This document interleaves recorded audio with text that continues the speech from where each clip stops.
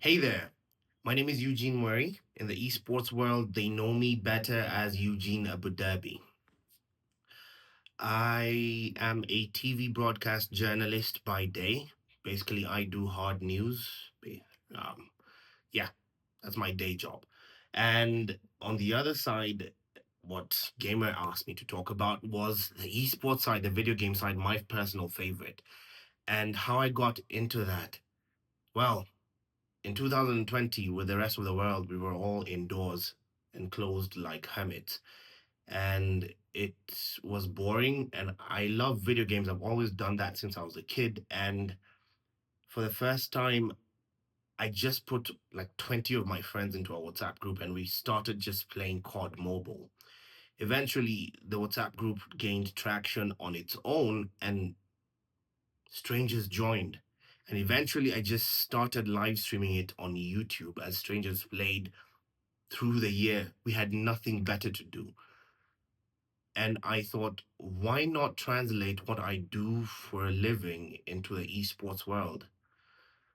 And that's when I found out how big this world of video games has been and what I've been missing out on. It was strange for the first time when someone offered to pay for the service of casting an event. I did not know that was going to be a thing. And the first sponsors that came through, and then from that to name brands, the Red Bulls or whatever, they overwhelmed. And for the first time, I saw this is actually something untapped and just needs organization. And that's where the new career line came in as I want to call it esports world fixer. Um, as the fixer, I come in during events, especially in streamlining broadcasts, like pro broadcasts for tournaments, the live streams that you watch from a LAN tournament, giving the experience to people who could not make it to the live event, as well as on the occasion, the tournament organization, and of course, esports casting itself. So the business side of that started off pretty slow, as you can expect. It was unheard of. I decided to concentrate on the East African side, where I'm based in the Kenyan capital, Nairobi. And at that point, I gave myself a window of 3 months, exactly 90 days, to make it profitable, to get that first, you know, someone pay for the service. I gave it 90 days, literally, no more. I remember this because COVID was a desperate time for everyone. And, and everyone needed extra revenue at that point. And I wanted to see, you know what, let's try and see if this will work. And believe it or not, 90 days didn't lapse before one sponsor came through. I've always been grateful to them. And they were a game development studio here in Nairobi called US Studios. And they were the first people who ever, I remember, paid for the service to just come and streamline the game dev versus their potential involvement in esports.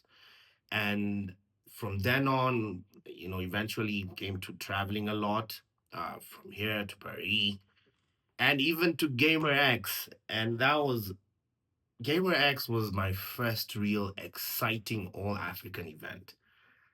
I mean, I'd done a few things out of Africa, but on the African continent, Gamer did something unprecedented. And when I got the call, come and help us, streamline the broadcast last year, it was, you know what? I didn't even hesitate.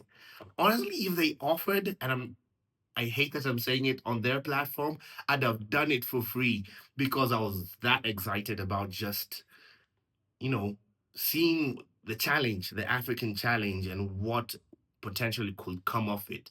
And the excitement and how that tournament ended, I will never forget. I know they uploaded the ending to Gamer X3, and I will never forget that is the pure cinema I was going for. That was the pure cinema I was going for.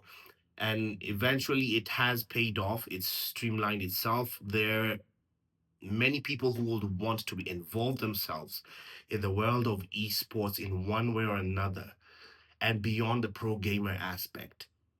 Now, not everyone can be a pro gamer. I game, but I suck. I am not that bad at Call of Duty Mobile. I am good. I can do proper 1v1s. Don't challenge me. But not everyone can go into the world of pro gamers. Now, if you want to find your way into the esports world, there's so many career lines that you can specialize on, even in game development. But speaking for the world of esports, esports casting, esports tournament organizing, the streamlining of the broadcast side is where I chose to specialize, translating what I do from, you know, the journalism and television news side into the esports world and trying to find a way to make it, make sense business wise.